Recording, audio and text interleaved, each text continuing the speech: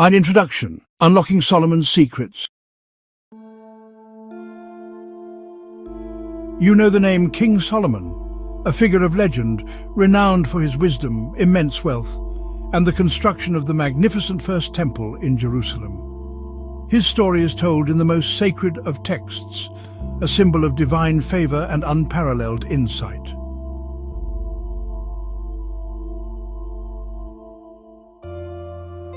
But what if the story you know is only half the tale?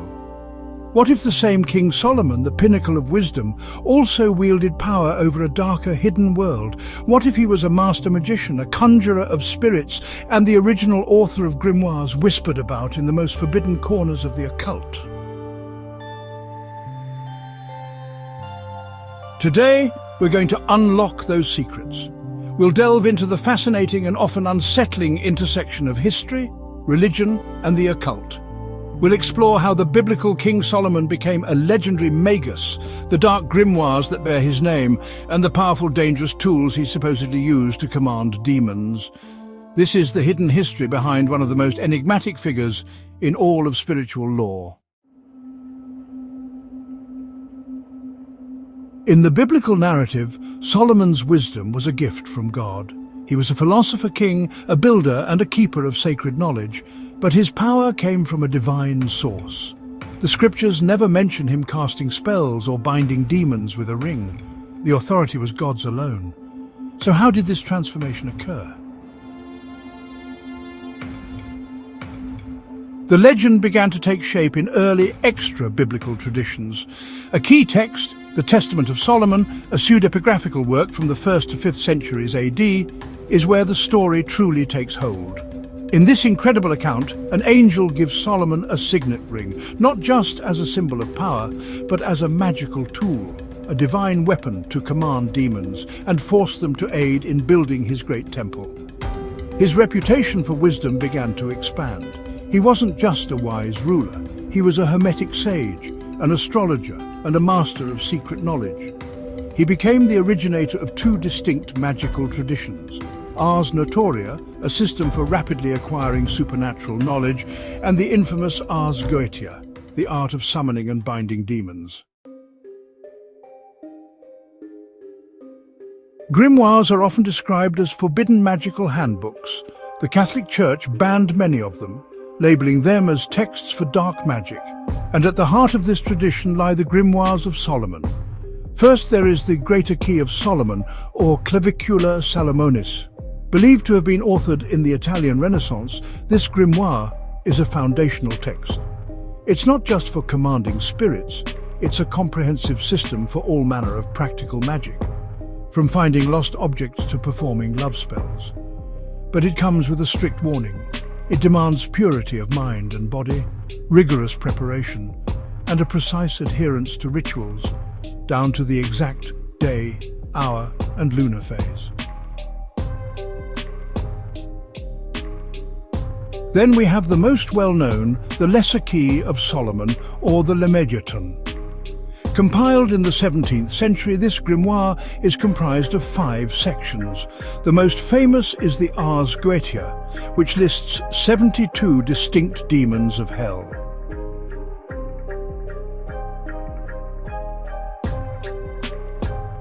These are not just generic monsters, each has a name, a specific skill set, and a purpose for which they can be summoned.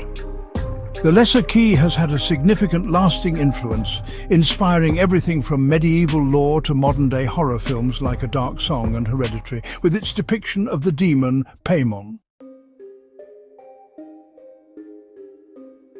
To wield this power, a magus needs more than just a book. They need tools. The magical circle and triangle are paramount. The circle is your protective sanctuary, a fortress against the forces you are about to unleash. The triangle is the designated space where the summoned spirit is compelled to manifest. The Seal of Solomon, or the legendary ring itself, is a shield of protection and a symbol of authority. Often depicted as a pentagram or hexagram, it grants the user the power to command supernatural beings. And worn over the chest, pentacles are magical talismans inscribed with the holy names of God.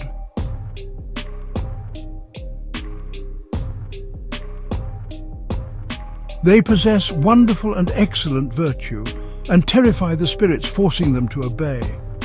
Other tools, such as consecrated knives and wands, are also vital.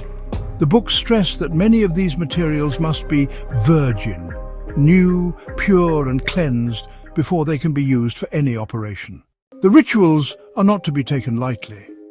Days of fasting, purification baths and prayers are required to prepare. The scene is set in a purified space, often at night. Once inside the circle, the master begins the conjuration, invoking the holy names of God. If the spirits are disobedient, the practitioner may resort to more forceful means, repeating conjurations or even burning the spirits' names to compel their appearance.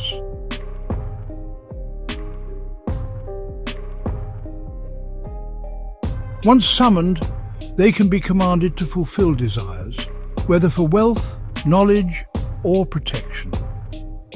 Solomon, as the legend goes, famously put these spirits to work, using them for the heavy lifting of his grand construction projects. This is not a game. The grimoires explicitly warn that these rituals are dangerous for the inexperienced. Spirits are not to be trusted. They possess trickster energy and can manipulate you, cause chaos, or manifest in your dreams. The magical circle is not a foolproof shield. Vigilance is vital.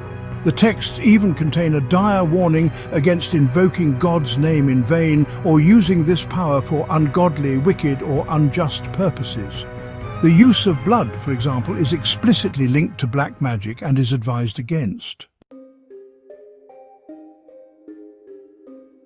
From a wise king to a legendary Magus, the story of Solomon's magic is a testament to the human fascination with power, knowledge, and the unseen world. His myth has transcended time, influencing Jewish mysticism, Islamic law, and the very foundations of Western occultism. These ancient grimoires continue to capture our imagination, inspiring filmmakers, authors, and spiritual seekers around the world.